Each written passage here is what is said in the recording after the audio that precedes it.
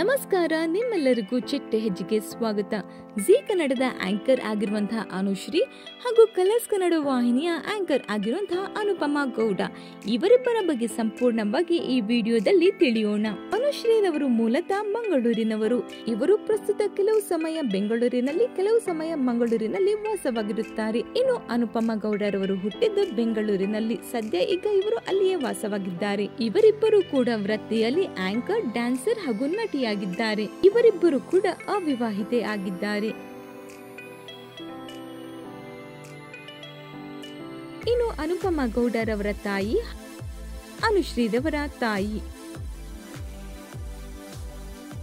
ಅನುಶ್ರೀ ಹಾಗೂ ಅನುಪಮಾ ಗೌಡರವರ ಸಹೋದರ ಸಹೋದರಿಯರು. ಇವರಿಬ್ಬರಲ್ಲಿ ನಿಮ್ಮ ನೆಚ್ಚಿನ ಆಂಕರ್ ಯಾರು ಅನ್ನೋದನ್ನ ಕಮೆಂಟ್ ಮೂಲಕ ತಿಳಿಸಿ.